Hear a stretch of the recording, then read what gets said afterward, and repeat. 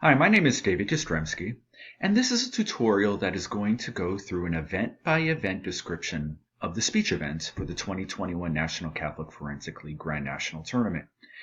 Before we go through the events, I'd like to just introduce you to the Speech Live Doc. The Speech Live Doc is going to be a critical avenue for you to gain information throughout the entire tournament.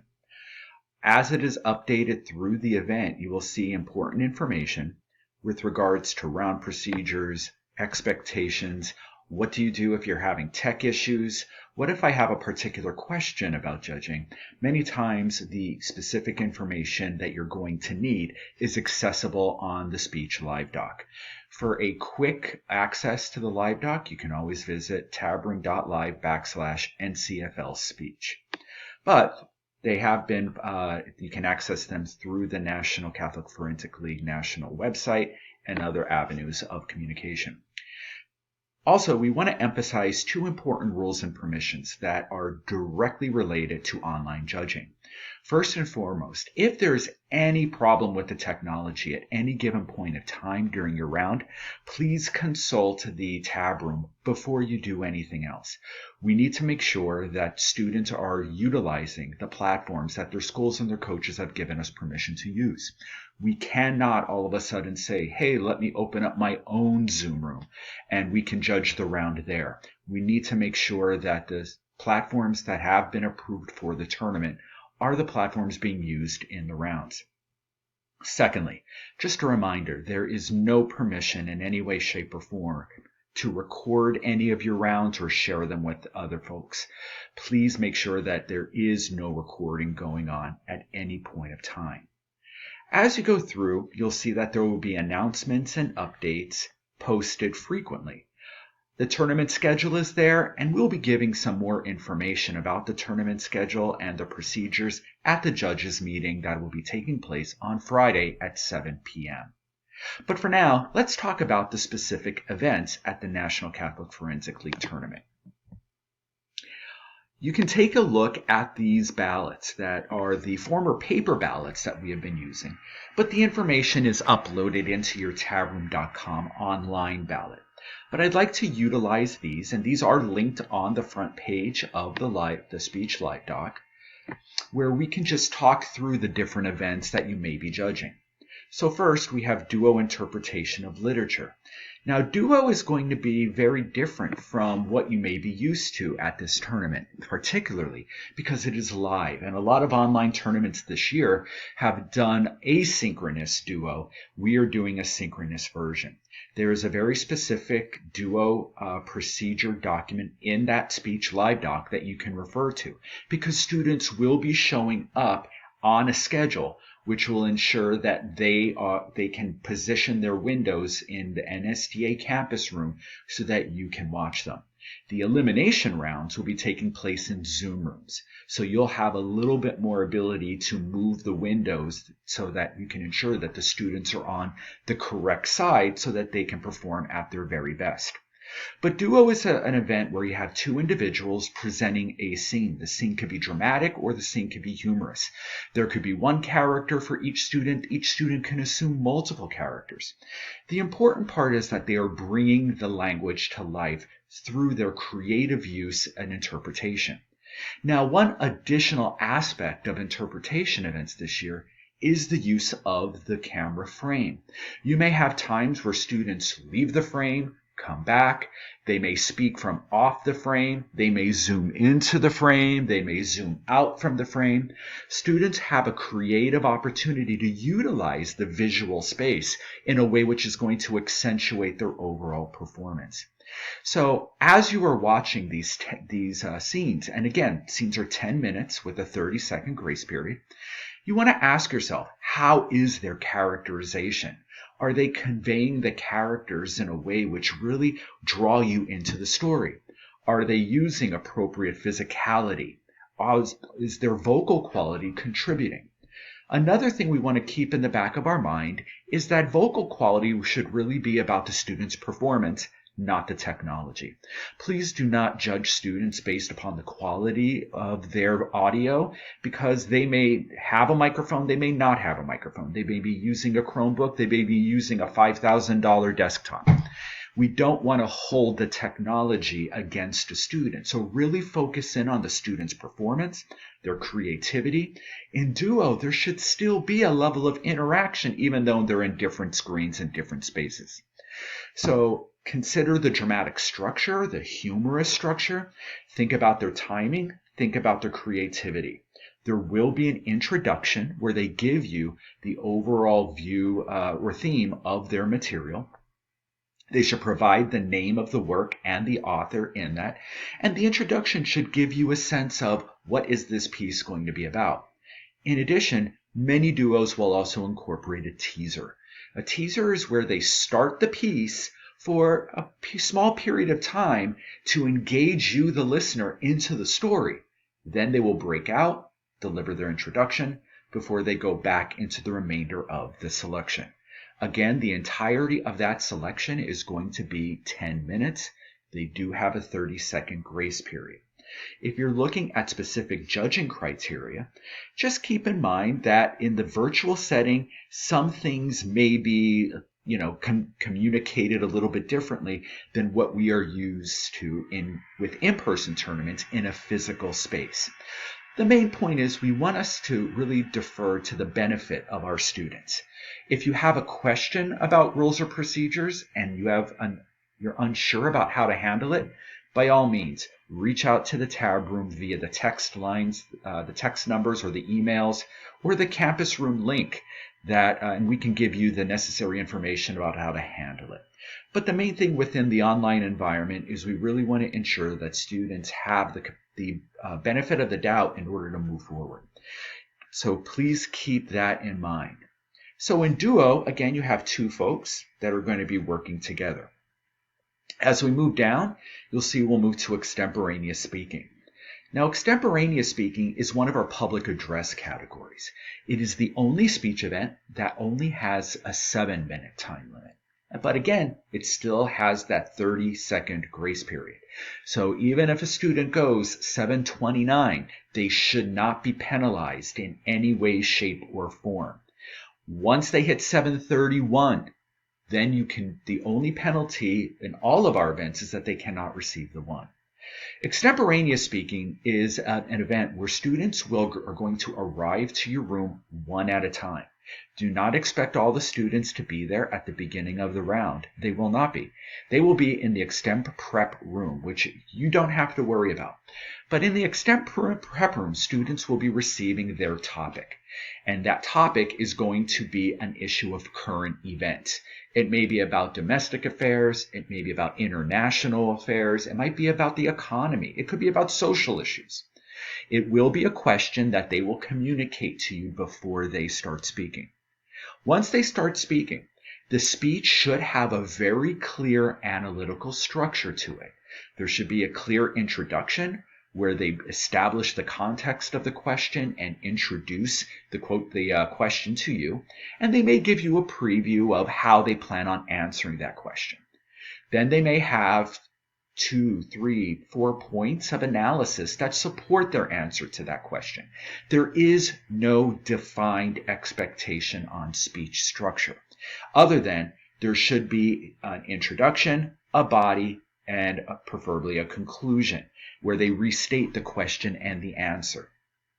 But students have a lot of freedom to approach how they want to answer that question. But the main thing is it should be a synthesis of current facts and opinions on the subject, not just, again, as the ballot states, a mere listing of current data. They should be citing sources in the speech, and you want to make sure that those sources are varied and credible. So at the end of the Extemp round, it's not just a speech about delivery, it's also a speech about analysis. And did the student effectively answer the question that they have been given in a way that allows you to understand their reasoning? You do not have to agree with the student at the end of the speech. As a matter of fact, the student may give you an answer which you personally disagree with. But the question is, were they able to support their answer with credible sources to make a convincing statement and position? So the delivery is important. Students should be fluent in their delivery. They should be utilizing different vocal variety. Again, you want to make sure that, and they should also have effective nonverbal delivery. In Extemp, though, you may also have students who are sitting at the screen as well. With all of our speech events, if students are sitting, that's perfectly fine. Again, we don't want to penalize students for their environment that they may be speaking in. Some of our students may be speaking in schools. Some of our students may be speaking in their basements. It's a matter of providing them the authentic experience as if we were in person to be their very best. So with Extemp, it's about the speech, it's about delivery, but it's also about analysis. Did they answer the question? But again, as the judge, you want to keep your own personal opinions on the topics of which they're speaking out of your adjudication. Can you raise issues that students may want to consider about the topic? Sure. But at the end, evaluate the student's speech, how they supported it, what kind of sources they utilized, and was it effective at the end? Moving on down, we now have oral interpretation of literature. Oral interpretation of literature is, again, a more dramatic event interpretation in which students alternate rounds between prose and poetry. So you want to make sure that you know before the round begins, is this going to be a prose round or is this going to be a poetry round? Again, it's a 10-minute time limit.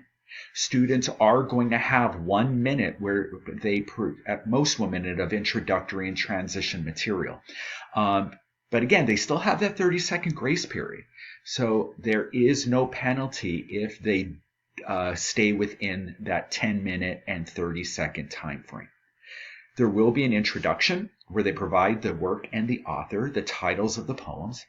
And in that introduction, they should give you a sense of what is this piece going to be about, or what is the tone, or what is the moral. Again, students have a lot of reasons for choosing and presenting the literature that they are going to present to you. There should be a sense more on the power of expression in prose and poetry, not necessarily movement. As a matter of fact, there are some specific details on the ballot in regards to the amount of movement that a prose or poetry speaker utilizes.